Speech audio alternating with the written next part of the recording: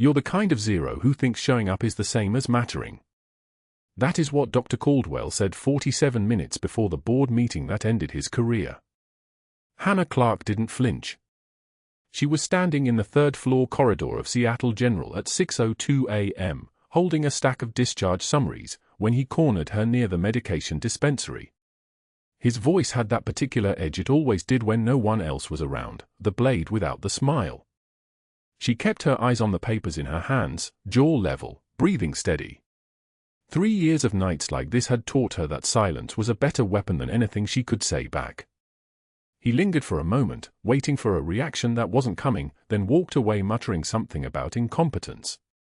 The coin was already in her pocket by then, worn smooth from 18 months of her fingers finding it during the worst shifts. Tarnished silver, bent from impact, shrapnel embedded in its edge from a day in Tikrit that officially never happened. She pressed it between her thumb and forefinger now, the metal cold and familiar. A nervous habit she'd thought she'd broken 3 years ago when she became Hannah Clarke, civilian registered nurse instead of Master Chief Petty Officer Clarke, combat medic. But nervous habits were like scars. They never really healed. They just learned to hide. Seattle General's emergency department had made her quietly famous in ways that didn't appear on any official record. The nurses called her when they didn't know what else to do, when a patient was crashing and the attending was 3 minutes away, when a family was falling apart and needed someone who wouldn't flinch at blood or chaos or the particular way a person looked in the moment between life and death. She worked double shifts without complaint, volunteered for the trauma cases that made younger nurses pale, moved through the worst moments with the kind of calm that made people trust her without knowing why. Dr. Caldwell saw this reputation as a threat. The quiet nurse who never questioned orders, who documented everything with meticulous precision, who followed protocols so carefully that auditors had started asking inconvenient questions about certain billing practices, she was the problem. She made the other nurses look careless. She made him look bad. So he'd started working on it. Not directly. Never directly. Caldwell was smart enough to know you didn't bully someone into leaving. You made them want to disappear on their own. Hannah arrived at the number 23 bus stop outside Seattle General's main entrance at 6:33 a.m., pulling her denim jacket tighter against the Houston humidity. The city was still mostly dark, the kind of pre-dawn quiet that felt like holding your breath underwater. Commuters gathered in small clusters, their phones glowing like signal fires, and she did what she always did, scanned. Pregnant woman favoring her left side, weight distribution off by nearly 20 pounds, either ligament strain or early preeclampsia. Businessman in a charcoal suit with breathing that was too shallow, ribs barely moving, oxygen debt already accumulating in the set of his shoulders. Teenager with fresh bruising along both knuckles and a black eye just starting to yellow at the edges. Not a fight, she thought. The impact pattern was wrong for that. Something else. The coin turned between her fingers. Index to thumb. Thumb to index. Metal on skin, a rhythm that went back to Fort Sam Houston and everything that came after. She'd been Master Chief Petty Officer Clarke for 17 years. Combat medic for the 75th Ranger Regiment, 3 deployments to Helmand and Kandahar and the places in between that didn't have names on any map. The kind of medic who'd pulled 17 soldiers out of a firefight in Tikrit while rounds were snapping overhead like angry wasps. The kind of medic who'd carried a man named Marcus Webb 3 miles through enemy fire with a shattered femur and a collapsed lung, kept him breathing, kept him alive, then watched him get loaded onto a Black Hawk and flown to Bagram while she stayed behind for extraction that never came. Operation Sandstone. The classified kind of classified. The kind where you didn't exist anymore when it went sideways. One day she was Master Chief. The next day Hannah Clarke, RN, no prior military experience, clean background check, perfect references from employers who'd never heard of her. The military erased her the way they erased the whole operation, surgically, completely, with the understanding that the fewer people who knew she'd ever been real, the safer everyone stayed. She didn't fight it. She understood the logic. She'd been trained to understand it. The number 23 bus pulled up at 6:51 a.m. with a hydraulic wheeze, and a man in his 40s stumbled getting off, caught himself hard on the shelter pole. His hand missed. He had to reach a second time. Hannah's eyes tracked the movement, the catch in his breath, the way his left side went stiff as he turned, the film of sweat on his forehead that was too heavy for this hour of the morning. Diaphoresis. Rapid, shallow breathing. Hand pressed against his ribcage like he could hold something broken together from the outside. He sat heavily on the bench beside her. "You all right?" she asked, her voice doing the deferential thing it always did now. Soft. Uncertain. The voice of someone who doubted herself. Yeah, just indigestion." He was trying to smile, and the smile was all wrong, the left side of his face moving a beat slower than the right. "Too much coffee. You know how it is." Hannah's hand moved to his wrist before her conscious mind caught up with what her training was already screaming. Pulse thready. Irregular. Her other hand was reaching for her phone when his jacket shifted and she saw it, the tattoo emerging from his sleeve, letters in a military font that she recognized before she could read them fully. A name. Her name. The man's eyes lifted to hers for 1 second. Pale blue. Familiar in a way that made the world seem to pause. Marcus Webb. The man she'd carried 3 miles through Tikrit while the sky fell apart around them. The man she'd resuscitated twice with her hands, pushed epinephrine directly into his heart, whispered to while his eyes were still open but the lights behind them were already dim. The man who was supposed to be somewhere safe by now, supposed to be alive because of what she'd done, supposed to be anywhere in the world except sitting beside her at a bus stop in Houston with his head dropping forward and his breathing stopping. She reached for his jaw, tilted his head back to open his airway. The pulse under his skin was hammering now, skipping beats, a rhythm that meant something was very wrong inside his chest. His eyes were still open but rolling. His hands were clenching. She had maybe 90 seconds before his heart stopped completely. "Stay with me," she said, and her voice wasn't soft anymore. It was the voice of someone who knew how to keep people alive in impossible situations. "Marcus. Stay with me."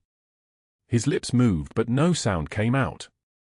Just the hiss of air and the terrible looseness of someone already sliding away. The bus pulled back into traffic, leaving them alone at the stop. Just the two of them and the morning that was getting brighter and the way that sometimes the past doesn't stay buried. Sometimes it sits down beside you on a bench and forgets to keep breathing.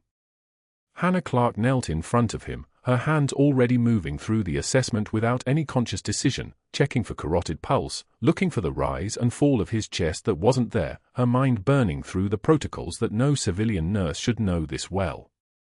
47 minutes until the board meeting. 90 seconds until his heart gave out completely. She had no idea what was about to change. The Grand Rounds conference room at Seattle General smelled like stale coffee and floor wax, the kind of clinical cleanliness that couldn't hide the undercurrent of ambition and hierarchy. 40 residents, attending physicians, and nursing staff filled the tiered seating, all facing a projection screen where Dr. Gerald Caldwell stood with the casual confidence of a man who had never been questioned in his life.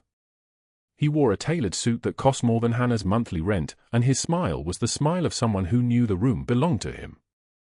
Hannah sat in the back row, spine straight, hands folded in her lap, her white coat pressed with the precision of military protocol, old habits that nobody recognized as habits at all.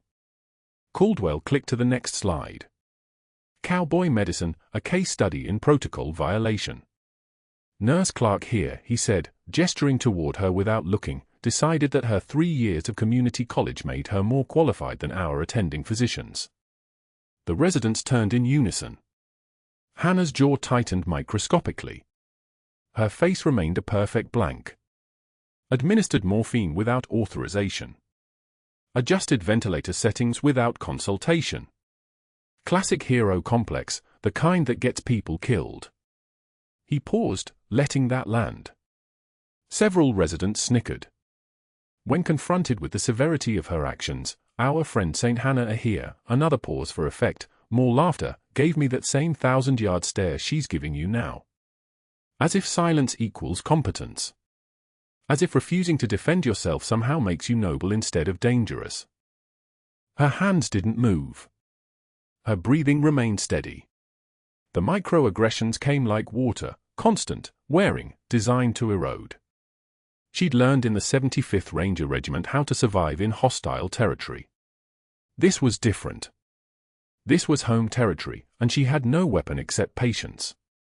Let's talk about what happens when nurses start playing doctor, Caldwell continued, clicking through patient charts, cherry-picking data, constructing a narrative that bore no resemblance to what had actually happened. A medication that Hannah had administered per protocol became an authorized intervention. A ventilator adjustment that had prevented aspiration became reckless deviation from standing orders. The room absorbed it all, and Hannah absorbed the weight of being rewritten in real time. When the presentation ended, Caldwell lingered for questions from the residents, all of which he answered with variations on the same theme, that Hannah Clarke was a well-meaning nurse who didn't understand her limitations, who needed reminding that hierarchy existed for a reason, who had been allowed to operate outside her scope of practice for too long. One resident asked, "How do you address something like that with the nurse directly?" Caldwell's smile widened. "You document everything, you loop in administration, and you make it clear that there are consequences for insubordination." He didn't say it as a question. He said it as prophecy. Hannah stood, gathered her things, and walked toward the door. Nobody stopped her. Nobody acknowledged her except with the kind of glance usually reserved for something that had already been forgotten. The vending machine on the third floor occupied a narrow alcove outside the staff lounge, its fluorescent hum a constant soundtrack to small moments of break time. Hannah fed for quarters into the slot with deliberate precision, watching the mechanism descend. Black coffee. No cream. No sugar. No deviation. She was reaching for the button when she heard Caldwell's voice carrying from near the elevators. He was talking to two hospitalists, his tone bright and performative, the way bullies sound when they're about to perform for an audience. "Watch this," he said, raising his voice loud enough to travel down the hallway. "Hey, St. Hannah." Still saving the world one unauthorized intervention at a time. Hannah's hand froze an inch from the button.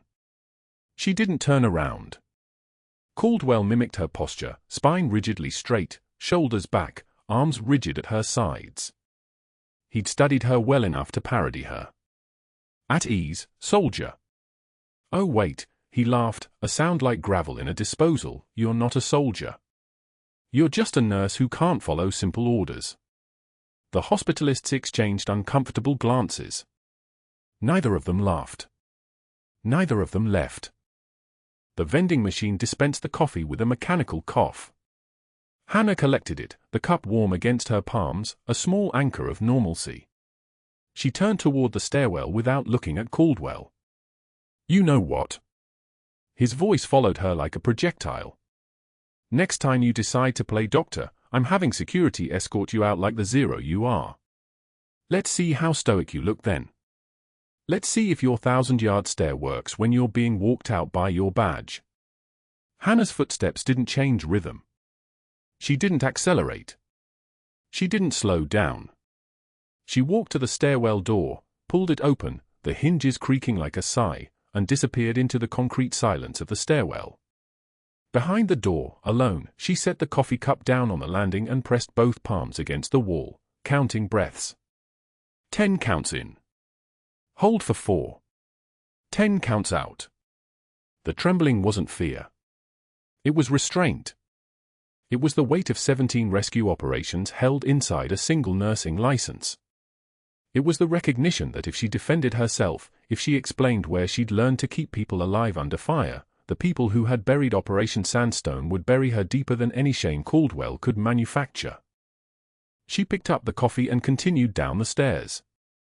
The medication room the next morning was Hannah's domain in the way that a soldier's equipment is their domain, nothing out of place, everything accounted for, inventory tracked to the single unit. She was counting morphine vials with the concentration of someone diffusing ordnance when Caldwell entered, his presence like a pressure change in the room. He closed the door behind him. "Your charting is too detailed, Clarke." Hannah didn't look up. 8 milligrams vials. Count, 47. "I chart to standard, doctor." "Your standard is making problems for this department." The auditors are asking questions about our consultation patterns, and your obsessive documentation is like a neon sign pointing at perfectly normal variations in practice. His voice was low, just for her. Simplify it. Start today. Or I'll adjust your schedule to nights. Permanently. Third shift, for weeks, and we'll see if your precious protocols seem quite so important when you're the only RN covering 22 beds. Hannah set down the vial she was holding. She turned to face him. Her eyes met his for exactly 2 seconds, long enough to register that he believed he'd won something, that he'd found the lever that would move her. Then she looked away. Understood, Dr. Caldwell. He left. Hannah returned to counting. But that night, when nobody was watching, she made copies of every chart she'd written in the last 3 months. She stored them in a sealed envelope in her locker, next to a tarnished military challenge coin, the kind issued to soldiers, engraved with a Ranger crest, impossible to explain to anyone at Seattle General. The coin was the only physical thing she'd kept from her previous life, and now it shared space with documentation that would prove Caldwell was lying. But that wasn't the worst part. The next morning, Caldwell made 3 phone calls from his office. The first was to a hospital board member named Sterling, a man Caldwell had helped acquire a discount on elective spine surgery for his daughter. The second was to a contact he maintained at the Texas Medical Board, a casual relationship, the kind that existed on golf weekends and unrecorded favors. The third was to an auditor named Brennan, a man who specialized in finding irregularities in nurse licensing, particularly around controlled substance administration. I need you to do a deep dive on Nurse Hannah Clarke, Caldwell said into the phone, speaking as though he were reporting a genuine concern rather than orchestrating a vendetta. Specifically around narcotic documentation. Her charting has been abnormally detailed over the last 3 years, and I'm wondering if that level of scrutiny is masking something. Diversion, maybe. Falsification of records. I can't prove anything yet, but I want a comprehensive audit. Thorough. The kind that leaves no stone unturned. He hung up and smiled at his office wall. The room went so quiet you could hear the hum of the building's arterial systems, the air conditioning units, the electrical grid, the infrastructure that kept everything running. He'd just set something in motion that would take on its own momentum. An investigation into Hannah Clarke's credentials. A formal review by the Texas Medical Board. Questions about her past employment, her training, her background. The machinery was moving now, and he was the one who'd started it turning. Hannah had no idea what was about to arrive at her apartment door. The man's head rolled sideways on the bus stop bench like a marionette with cut strings. Marcus Webb, according to the laminated ID badge clipped to his chest, IT consultant, Northwest Digital Solutions, valid through 2025, was currently not consulting anything. He was collapsing, his body folding in on itself with the particular kind of violence that comes from internal shutdown, the kind Hannah recognized before his spine even finished curving against the metal armrest. She was 3 feet away, waiting for the 448 northbound when she saw his pupils blow. Hannah moved without thinking. Thinking was what civilians did. Her hands were already moving before her mind caught up, already crossing the distance, already lowering him flat against the bench before his head could strike concrete. Her fingers found his radial pulse at the wrist, weak, thready, barely there. His skin was the color of wet newspaper. She tilted his chin back, checked his airway, felt the stubborn resistance of a tongue swelling in his throat. Not anaphylaxis. Not yet. Something deeper. Something that had been quietly killing him before his body finally filed its complaint. His left arm lay across his ribs. Tattooed forearm. She registered it in the same corner of her mind that filed away blood types and medication allergies, her own name, rendered in military-precise lettering, the kind you get from someone who knows how to hold still while needles rewrite your skin. The name she'd buried 3 years ago. The name only one person in Tikrit had ever asked permission to carry. Hannah pulled out her phone. 911, her voice was steady, the kind of steady that comes from having already survived worse. Unresponsive male, mid-30s, found at the Seneca and 4th Avenue bus stop. Weak radial pulse, altered pupil response, possible airway compromise. Yes, I'm trained. I'm a nurse. Send paramedics code 3. She rattled off the address without looking. She'd memorized every intersection in a 3-block radius the day she started, old habits from old training never quite fading. Etta. The dispatcher said 6 minutes. Hannah was already mentally calculating whether he had 6 minutes. His color said no. His breathing said no. The faint rattle deep in his chest, audible only because she'd learned to listen to dying men, that said no too. She knelt beside him, her fingers finding the landmarks on his neck, assessing the jugular distension that whispered of fluid where fluid had no business being. Her hands moved the way they moved in muscle memory's language, the dialect spoken in field tents and Humvee medical bays, where the only difference between doing everything right and doing everything wrong was the temperature of the blood under your fingernails when you finished. She'd cracked 13 chests in combat. This wasn't one of those moments. Not yet. But the signs were lining up like dominoes waiting for a flick. The sirens arrived in 4 minutes, not 6. Seattle General must have had a unit closer than dispatch estimated. 2 paramedics, young ones, both moving with the controlled efficiency of people who'd learned their trade in a city that served up emergencies like appetizers. They took in the scene, Hannah kneeling, her nursing scrubs giving her instant credibility, her hand still positioned at the patient's carotid artery, checking something. One of them was already moving. "What have we got?" the lead paramedic asked, his voice sharp and automatic. "Collapsed at approximately 4:42 p.m., Hannah said, each word clipped, each syllable delivering pure information. Unresponsive, weak radial pulse, reactive pupils but sluggish. Possible cardiac etiology. Possible sepsis. Airways compromised but patent." She stood, stepped back, gave them room, the way someone does when they understand that the next 90 seconds belong to their protocol, not hers. "I'm Hannah Clarke, RN at Seattle General." The paramedic nodded, already sliding an oxygen mask over Marcus Webb's face, already calculating fluid resuscitation, already running the differential in his head while his hands did the work. The second medic was unrolling the stretcher, the motion sharp and practiced, the kind of motion that comes from having done it exactly the same way 12,000 times. "You with him?" the lead asked, not really asking the way people do when they know the answer is probably no and they're just confirming the obvious. "No," Hannah said. "I was waiting for the bus." "Well, you're coming with us anyway." He said it the same way he'd said "What have we got?" Not a request, a statement of fact wrapped in the uniform of a paramedic who'd just realized he had a trained medical witness and that witness was getting in the ambulance whether she wanted to or not. "We'll need your information for the report. And honestly, your vitals were better than his. Right up front."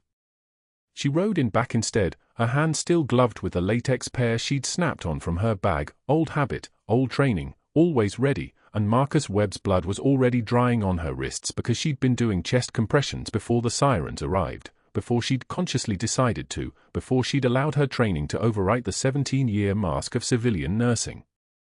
The paramedics didn't mention it. Paramedics didn't comment when they saw evidence of someone who'd already been working. The ambulance screamed north toward Seattle General, the sirens painting the afternoon in shades of red and urgency. Hannah monitored the cardiac monitor, watched the rhythm slide from junctional to something worse, saw the paramedics push medications that should have been working and weren't. She heard one of them mutter tamponade under his breath, a guess, a possibility, the kind of working diagnosis that made her jaw tighten because she knew what tamponade looked like and this looked like that. 12 minutes from the bus stop to the ambulance bay doors.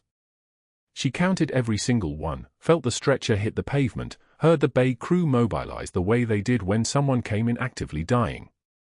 The lead paramedic was already calling it in, male, mid-30s, found unresponsive, weak perfusion, possible cardiac compromise, suspected tamponade, deteriorating on the monitor. He glanced at Hannah, standing there with Marcus Webb's blood on her hands and that look in her eyes that meant she'd already seen someone die today, or was about to. Field assessment by nursing staff. The trauma bay erupted the way it always did. 6 people. For monitors. A resident barking orders at people who'd heard those orders 1,000 times before. The stretcher locked into place.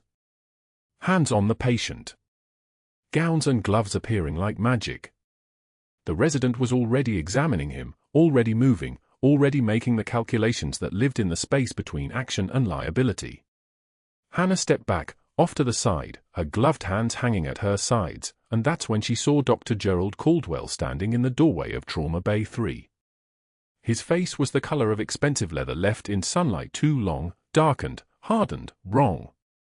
His eyes moved from Marcus Webb to Hannah, and she watched the calculation happen behind his pupils, the cost-benefit analysis of what he was seeing, the threat assessment of a woman standing in his hospital with another man's blood under her fingernails.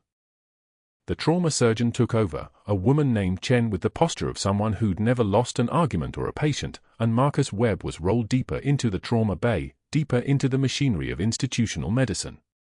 Caldwell didn't move. He was watching Hannah now, and Hannah was not looking at him, because looking at him would mean acknowledging the equation that had just balanced itself in the Texas humid air between them. He stepped into the hallway. Gestured. Not a question. A command wrapped in the body language of someone used to being obeyed. Hannah followed because there were only two options, follow or make a scene, and she'd spent 3 years choosing option 1.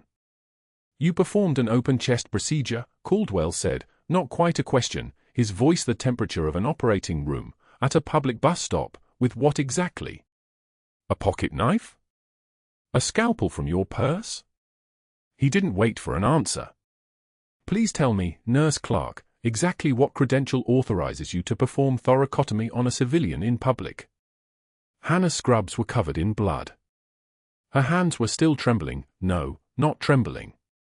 Steady. Absolutely steady. That was the part that would matter later, the part he'd remember, her hands didn't shake. Not once. He had cardiac tamponade, she said, her voice flat as a map. He was dying. And you made that diagnosis how, exactly? With your nursing assessment? With your years of emergency medicine training? Caldwell stepped closer, and she smelled the expensive cologne he wore, the kind that costs more than most people's car payments. You're a nurse. You follow protocols. You don't make determinations. You don't make judgment calls. You certainly don't crack open a stranger's chest at a bus stop. Hannah said nothing.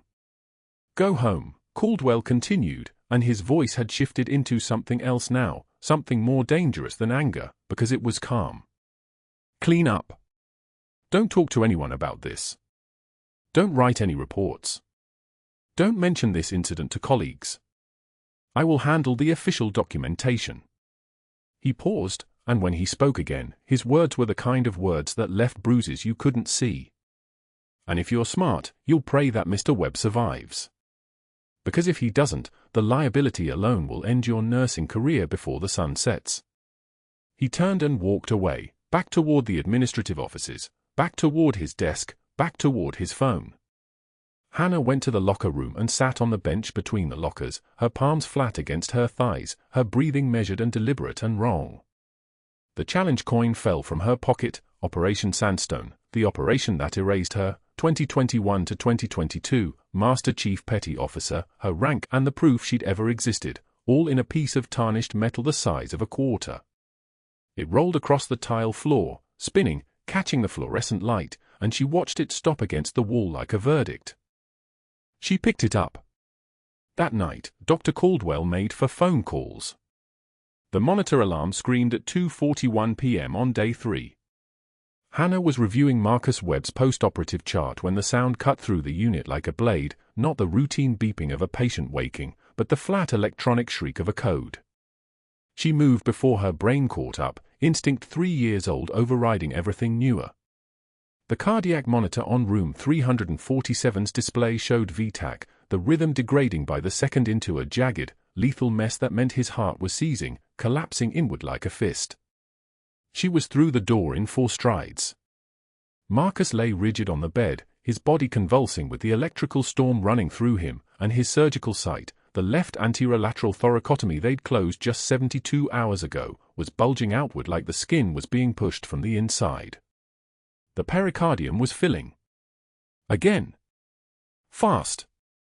The missed shrapnel fragment that the VA imaging had glossed over must have shifted, must have nicked something subtle, and now he was drowning inside his own chest while his heart screamed a distress call no defibrillator could answer. Code team was 90 seconds away. She heard the overhead announcement crackling even as she moved. 90 seconds was 90 seconds too long. Hannah didn't call for help. She didn't wait. Her hands opened the crash cart with the muscle memory of 100 field surgeries, 1,000 decisions made in places where waiting meant death. The scalpel came free, 14-blade, sterile, sharp as thought. She didn't hesitate at the line of the incision. She reopened him along the surgical closure, her hands moving with the terrifying fluid precision of something that had done this 100 times before, in sand and dust and darkness where the only rule was keep him breathing. Caldwell burst through the door. "Clarke, stop! Stop!" She didn't stop.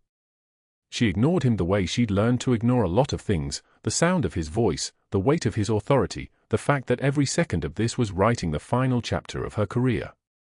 Her fingers found the pericardium, felt the warm blood pooling inside it, and she opened it wide. The pressure released with a wet sound, and Marcus's heart came into view beneath her hands, this fist-sized thing that was supposed to keep him alive, that she'd already saved once and now had to save again. She began direct cardiac massage. Not CPR. Not the by-the-book version they teach in textbooks. The real kind. Fingers around the organ itself, feeling its weight, its texture, the stubborn resistance of a heart that had forgotten how to beat. She compressed gently. If you squeezed too hard you'd rupture the coronary arteries, and he'd die anyway. If you didn't squeeze hard enough, nothing changed. The margin was smaller than most people understood. Caldwell was screaming behind her. "Liability! You'll bankrupt this hospital! Your license, Clarke!" She was counting compressions, her lips moving silently, the way she'd counted them in Tikrit, in Fallujah, in the back of a Humvee with a Marine whose name she'd never learned. 60 compressions per minute. 1 and 2 and 3, and her fingers were moving, finding the rhythm, and Marcus's heart, this stubborn, damaged thing, was starting to listen. It caught. Faltered. Caught again. The monitor above her head shifted from the jagged line of V-fib to something with structure, something with purpose. Sinus rhythm, raw and irregular but present. She felt it under her hands, that first real beat that meant his heart remembered what it was supposed to do. The code team hit the room like they'd been fired from a cannon, the attending physician's eyes going wide at the sight of Hannah Clarke standing inside a patient's open chest, her hands steady as surgical lasers, blood up to her forearms.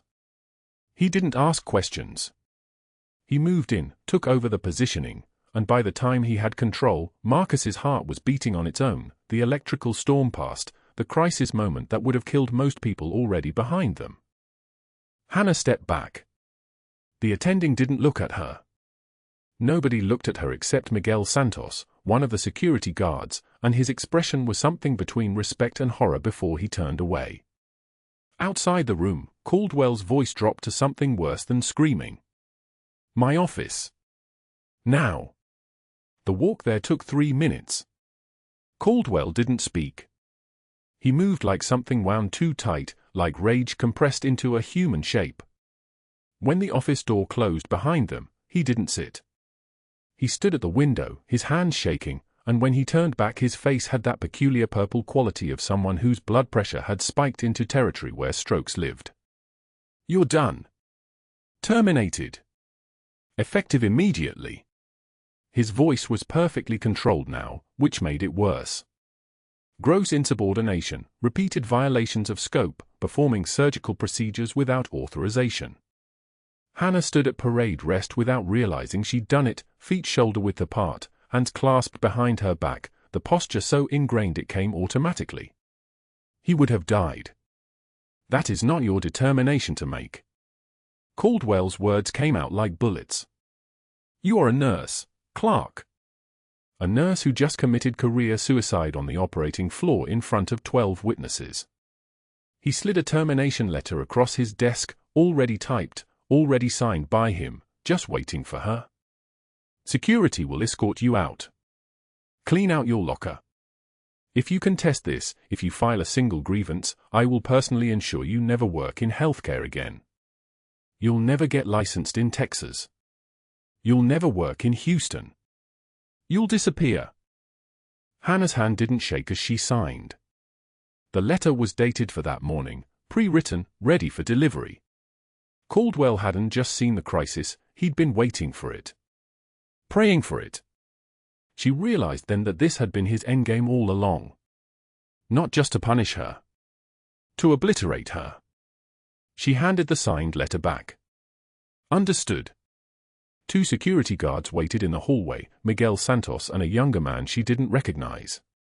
Santos was a Marine, carried himself like it, and he wouldn't meet her eyes as they walked to the locker room.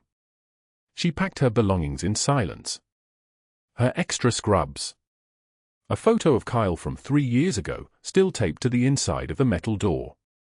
The challenge coin. The small brass circle that weighed more than it should, stamped with the insignia of the 75th Ranger Regiment, dated 2019. Everything else she left behind. Santos finally spoke as they reached the stairwell. For what it's worth, you did the right thing. She nodded once and didn't answer. At 11 p.m., she returned through the loading dock, bypassing the front desk where she would have had to surrender her badge officially. The security cameras in that section had a 3-minute gap in their rotation, a detail most people didn't notice or care about. She went to the laundry facility in the basement, where the industrial dryers roared like Chinook rotors, the sound exactly like home except for the fluorescent lights overhead instead of star fields and the smell of industrial detergent instead of diesel fuel. She pulled her spare scrubs from her personal locker and began to fold them. Hospital corners. Each fold precise. Each crease perfect. This was how you folded something that mattered, something that had to hold together, something you owed respect to. The way she'd learned to fold a flag in a ceremony that wasn't supposed to exist for a person who wasn't supposed to exist anymore. Her hands were steady. Her breathing was steady. Her mind was somewhere else entirely, a bus stop 3 days ago, a man's tattoo, a past that had followed her across 3 years and 1,500 miles only to find her at the exact moment she'd become expendable enough that telling the truth would destroy her. The laundry supervisor found her 20 minutes later, sitting on the floor between 2 dryers, 3 sets of perfectly folded scrubs stacked beside her, her back against the wall, staring at nothing. Hannah? You okay? The woman's name was Denise. She'd worked there for 14 years. Hannah didn't answer. She was counting days, hours, minutes until the news about Caldwell reached the board. Until they understood what he'd done. Until the truth came looking for her. If the truth came looking. If it was ever going to be enough. But that wasn't the worst part. The worst part came when her phone rang at 6 a.m. the next morning and her son Kyle's voice said, "Mom, they called the house. They want to meet with you. They want to give you something back." The conference room at Seattle General fell silent when Kyle Clarke walked in carrying a showbox. 16 years old, his jaw set tight like his mother's, he didn't ask permission. He didn't apologize. He walked to the mahogany table where Patricia Vance sat with her folder and her practiced sympathy, and he dumped the contents in front of Dr. Caldwell. Metal struck wood. Once. Twice. 3 times. A silver star landed face up. 2 bronze stars followed. A purple heart. Then another. The room went dead silent. Patricia Vance leaned forward. "What are these?" Kyle's voice was steady. Everything the hospital asked her to hide. Marcus Webb wheeled through the doorway a moment later, his wife Sarah pushing the chair, his uniform still pressed even though the VA had cleared him for discharge that morning. His eyes found the medals first. Then they found Hannah. He whispered one word, and the entire room understood something had shifted. Reaper 6. That was a call sign. That was a ghost from 3 years ago in Tikrit, the kind of designation you heard through morphine haze and never forgot, the kind that meant someone had pulled you through the fire when you should have stayed buried in the sand. Miguel Santos stepped forward from his post by the door, and when he spoke, his marine bearing came through in every syllable. "That's Master Chief Petty Officer Clarke." He was looking at Patricia Vance. "Respectfully, you're about to fire the most decorated nurse this hospital has ever employed." The door opened again. General Marsh walked in carrying a folder sealed with a red stripe, the kind of document that changed everything. 2 stars on her shoulder, 30 years of command in her posture, the kind of presence that made the air pressure change. She didn't sit. She stood at the head of the table and opened the folder. Operation Sandstone, declassified for this purpose only. Her voice was like a tank idling in a garage, low and unstoppable. Master Chief Clarke completed 3 combat deployments with the 75th Ranger Regiment, Naval Special Warfare Command. 17 combat commendations. 1 Silver Star for Valor Under Fire. 2 Bronze Stars for meritorious service. 2 Purple Hearts for wounds sustained in combat. Her service record was erased in 2021 due to operational security protocols that are now being rescinded. General Marsh read every commendation. Every deployment date. Every location. Fallujah. Helmand Province. Kandahar. The numbers kept mounting, 2018 to 2021, 18 months between assignments, medical training that exceeded the scope of most surgeons, a track record of 0 patient casualties in field conditions. The hospital board members exchanged glances. Caldwell's face was the color of the walls behind him, the kind of white that came just before the red. Marcus lifted his sleeve. The tattoo was faded but perfect, Reaper 6 in block letters, the kind you got from a field medic on deployment, the kind that meant something had saved your life. "She carried me 3 miles, Marcus said, and his voice held the weight of someone who'd been dead and come back. "Me and 2 others. Makeshift litter made from a casualty's poncho liner and rifle slings. 3 miles through fire, and my blood wouldn't stop coming, and she kept talking to me the whole way. Told me about her son. Told me his name was Kyle. Told me she was going to get me home to my wife." He looked at Kyle, who was still holding the show box. "She did. And they told me she died in the extraction. For 3 years I believed that. Then I saw her at a bus stop, and my heart recognized her before my brain could catch up." Sarah Webb stood, tears streaming. "You gave me my husband. You gave our children their father. And this hospital tried to throw you away for doing your job." Patricia Vance turned to Caldwell. Her voice was precise, the kind of precise that preceded catastrophe.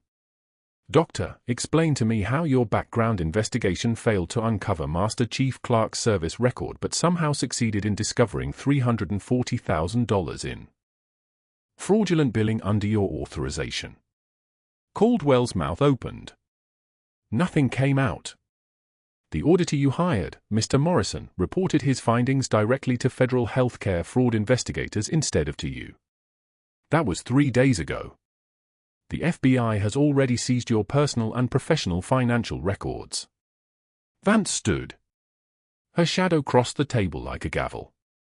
"You tried to destroy a whistleblower because her meticulous charting was creating an audit trail you couldn't explain away. You fabricated complaints to the Texas Medical Board. You called her a coward and a protocol violator when she was performing emergency procedures within her exact scope of practice as a Navy combat medic." Miguel Santos spoke from the back. His uniform was crisp, his bearing military. "Permission to speak?" Vance nodded. "Dr. Caldwell called Master Chief Clarke St. Hannah as mockery during grand rounds. Made her a spectacle in front of 20 residents. Threatened to have her escorted out like the zero she is. I walked her out yesterday. I didn't know who she was. But I knew she didn't deserve that." Santos's jaw was tight as a carabiner. "I also know she saved a man's life at a bus stop using techniques that most trauma surgeons can't perform. That's not protocol violation. That's heroism." Kyle's voice came next, small and breaking slightly. "I found the medals in her bedroom. In a lockbox under her winter clothes. When she got home after you fired her, it was midnight, and she was folding laundry in the basement like nothing had happened. Like her entire career had just been erased. I asked if she was okay, and she said, his eyes glistened. She said, "I'm fine, baby. Just folding things up nice and neat. That's what she does when she's breaking. She folds things." Patricia Vance stood. Her voice carried the weight of institutional power. "Dr. Caldwell, you are suspended immediately, pending investigation by the board and full cooperation with federal authorities. Security will escort you from the building." Caldwell's face cycled through colors like a broken alarm. "You can't do this. I've been with Seattle General for 12 years. 12 years of service, and 12 years of fraud," Vance cut in. "Security. Now." Two officers moved toward him, not Miguel Santos but two he didn't know, two who didn't know his voice, two who would follow orders. Caldwell stood, knocking his chair back, his hands shaking now, the composure evaporating like rain on hot asphalt. "Clarke violated protocols. She performed procedures outside her scope. I have witnesses." General Marsh's voice stopped him at the doorway. "Master Chief Clarke performed procedures within her exact scope as a Navy Special Warfare combat medic. A qualification that exceeds yours in emergency trauma situations, Doctor. The only thing she violated was your ego. The only thing she threatened was your fraud." The door closed behind him as security led him out. The room held its breath. Patricia Vance looked at Kyle. "Is your mother here?" Kyle shook his head. "She said she had something to return. She wouldn't tell me what." Miguel Santos stepped forward quietly. "The laundry facility. That's where she goes when she needs to think." They found her in the basement laundry facility, surrounded by the industrial washers that hummed with the rhythm of 1,000 loads, the fluorescent lights buzzing overhead. Hannah was sitting on a rolling cart, staring at nothing, her folded scrubs beside her in a perfect stack. She stood when she saw them, instinctively coming to attention, muscle memory stronger than emotion. Her voice was steady but thin. "I was ordered to maintain cover." "I can explain." General Marsh raised her hand. "You don't need to explain anything. You saved lives. You did your job." Patricia Vance stepped forward, her expression transformed from judicial to human. "Master Chief Clarke, on behalf of this hospital and this board, we're offering you immediate reinstatement. We're also offering you the position of Director of Emergency Medicine." Hannah's eyes widened fractionally, the first crack in the armor. "I don't understand." Marcus wheeled forward. "Do you remember Tikrit? 3 Rangers, IED strike, enemy fire." Hannah looked at him then, really looked, and something shifted behind her eyes like a door opening after years locked shut. "Webb. Marcus Webb. You were critical. Blood loss at that rate, I didn't think. I made it because of you. And I never forgot your name. Even when they told me you were dead, I got this." He showed the tattoo again, her call sign in permanent ink on his forearm. "Because some things you don't forget, even when they order you to forget." Sarah Webb was crying, pulling Hannah into an embrace that the former Master Chief accepted with stiff arms before they slowly, carefully folded around Hannah's shoulders. "You gave me my husband. You gave our children their father. You gave them everything." Kyle stepped forward and pressed the silver star into his mother's hand. "Mom, they need to know who you are." Hannah held the medal, and for the first time, her hand shook. Not from fear. From the weight of 3 years finally setting down. "I was ordered to disappear. To be no one." General Marsh shook her head. "Those orders are rescinded. Operation Sandstone has been partially declassified. Your service record is being restored. You've been no one long enough." 6 months later, Hannah stood in her new office at Seattle General. Director of Emergency Medicine was embossed on the door in brass letters. Through the glass walls, she watched the emergency department floor move beneath her like a living organism, residents rushing to a trauma bay, nurses coordinating care with the efficiency of soldiers, the organized chaos she'd been born to command. On her white coat's collar, she'd pinned her Master Chief anchor for the first time in 3 years. The metal caught the fluorescent light. Kyle knocked on the door frame. "Mom, there's something outside you should see." They walked to the hospital's glass entrance together. Across the street in a strip mall parking lot, Dr. Caldwell sat at a folding table under a hand-painted banner, "Supplemental Insurance, Affordable Rates." His suit was wrinkled. His hair had gone grayer. He watched the hospital entrance with the eyes of someone who'd been dropped from the sky into a world he no longer recognized. One person stopped to take a flyer. They walked away without reading it. Hannah watched for a moment, her face unreadable. Miguel Santos approached in his security uniform. "Director Clarke, we have a multi-casualty incident en route. Pedestrian vehicle collision, for patients, ETA 5 minutes. Trauma 1 through 4 are being prepped." Hannah nodded, her eye still on the window for one more second. Kyle called after her as she turned to leave. "Mom, aren't you going to say something?" "About him?" Hannah paused. She looked back at Caldwell's folding table, at the empty parking lot, at the man who'd tried to erase her and instead had erased himself. Then she looked at her son. Her voice came steady and low, carrying the weight of 3 combat tours and 3 years of silence. "True class is what you do when the lights go out." She turned toward the emergency department. Her white coat settled on her shoulders like a uniform she'd thought she'd never wear again. She walked into the organized chaos of the trauma bays, past residents and nurses who straightened instinctively when she entered, past the monitors and the controlled urgency, finally, fully, herself. The door slid shut behind her. In the parking lot, Caldwell watched the hospital entrance disappear as if it had never been there at all. If you've been with us before, welcome back, hit that like button. If you're new, we're glad you're here, please subscribe. Either way, leave a comment and say hello.